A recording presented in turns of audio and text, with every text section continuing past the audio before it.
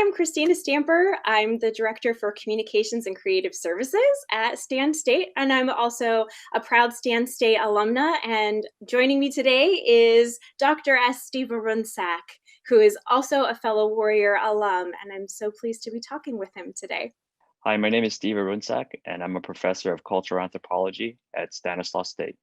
Thank you so much for taking some time to talk with me today, Steve. It's such a pleasure to have you. We've been following the projects that you have been working on for some time as an incredible faculty member, anthropology department, and the project that you've been working on with Walt Disney Animation Studios that just came out, which is Raya and the Last Dragon.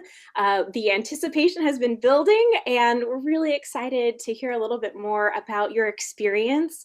And so I'd love to start with that. Can you tell me a little bit about your role in bringing Kumandra to life in the Raya film and the role of the Southeast Asia Story Trust? Sure. So I served as the visual anthropologist for their core group of advisors labeled the Southeast Asia Story Trust.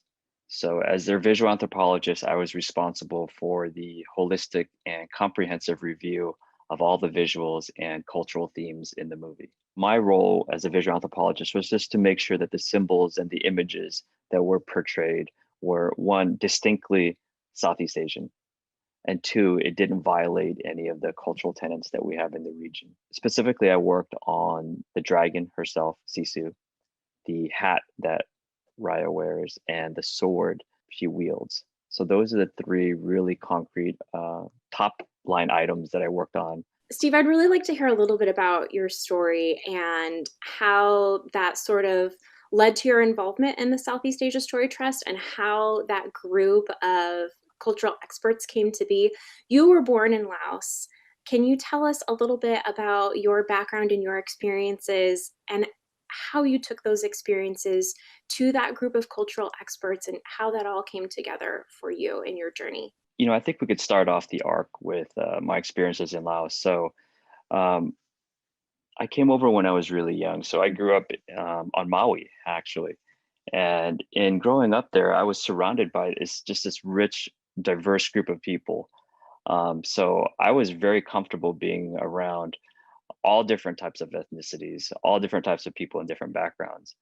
And when I came to California, it was much of a similar experience. Much of the early neighborhoods that I grew up in were filled with the Vietnamese, the Cambodians, other Southeast Asians. How did you first get involved in the Raya project? And then how did the Southeast Asia Story Trust come to be? Walt Disney Animation Studios reached out to one of my colleagues on the East Coast and asked if there were any experts in the realm of Southeast Asia. And so my colleague referred them to me, and we started a conversation. So it just started off with a conversation in late 2018. And the idea of trust really began to build from there.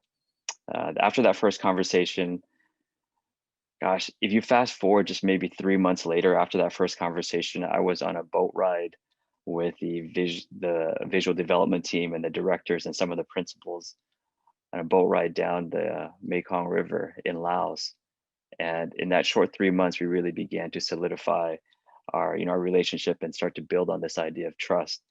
And during that trip, many of the directors and the Viz Dev team also met with other experts in the region, an archaeologist from Cambodia, a linguist from Indonesia, some dancers, and some musicians from Bali.